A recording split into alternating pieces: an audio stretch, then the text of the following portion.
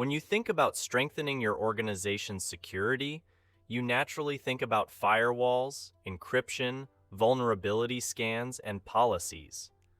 But there's another layer you must never overlook: your people.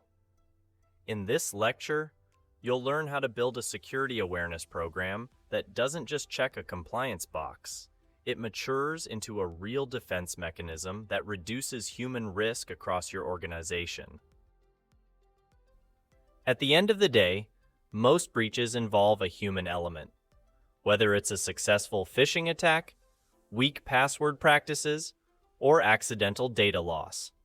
Technology alone can't protect you if your users aren't equipped to recognize threats and make smart decisions. As a security leader, you must treat security awareness as a strategic investment, not just a training requirement.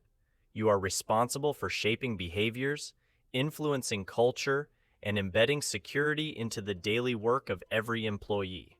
When you build a security awareness program, you need to recognize that, just like your overall security program, it grows through levels of maturity. Your first step is to assess honestly where your program stands today, and then chart a deliberate path toward continuous improvement. At the very beginning, you might find yourself at the ad hoc stage. Here, you might be sending out the occasional security email or hosting a one-time training session, but there's no real structure or strategy behind it. Awareness activities only happen reactively, usually after an incident or because of a compliance deadline. Employees tend to see security as someone else's responsibility, not their own. You must recognize that relying on ad hoc efforts creates a dangerous false sense of security and leaves major risks unaddressed. As you move forward, you might reach the compliance-driven stage.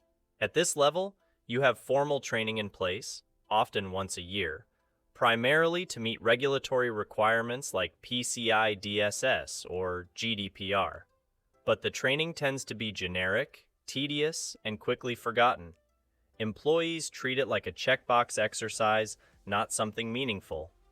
You must understand clearly that compliance-driven programs may help you pass audits, but they do not create real security. Compliance is necessary, but it is not enough on its own. If you keep pushing forward, you begin to reach the behavior-focused stage. Here, your focus shifts from just delivering knowledge to actually shaping behaviors.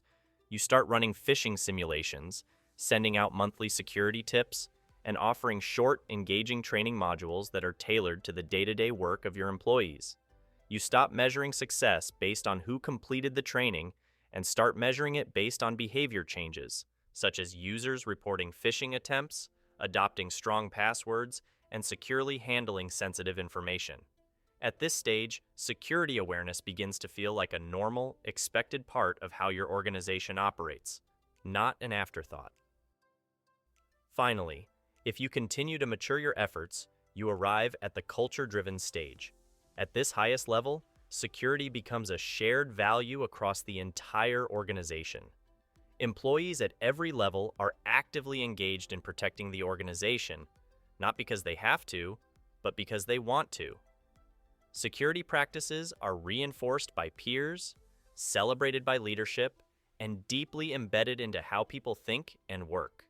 You will see security champions emerge in different departments, security metrics tied directly to business performance, and leadership consistently modeling strong security behaviors.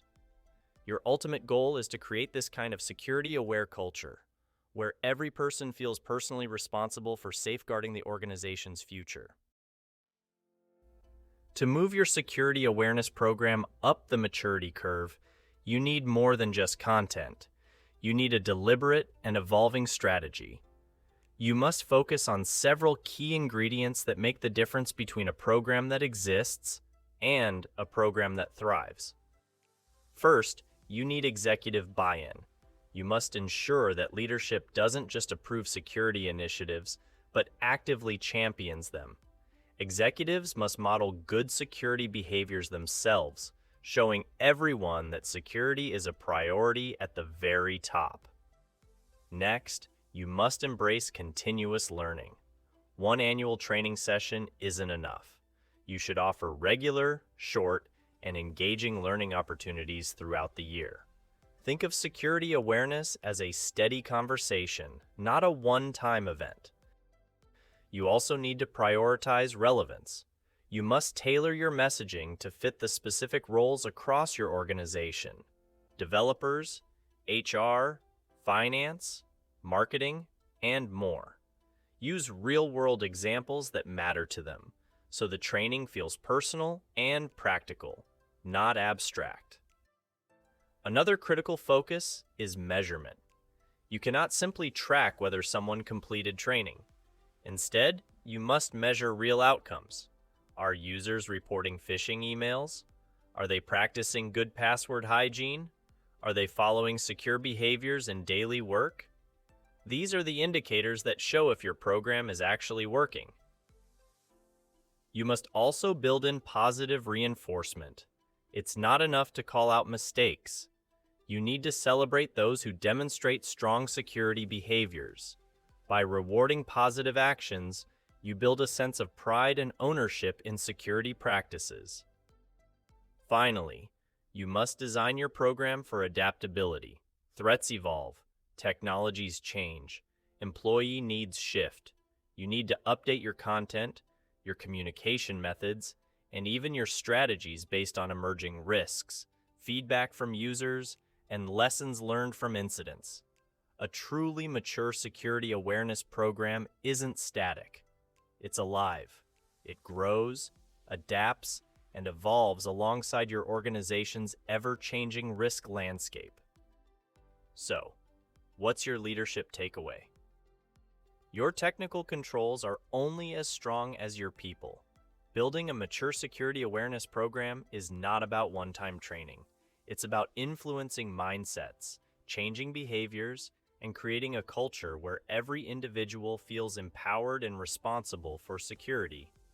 As a leader, when you invest in growing your people's security instincts, you are making one of the most powerful and strategic investments in the future resilience of your organization.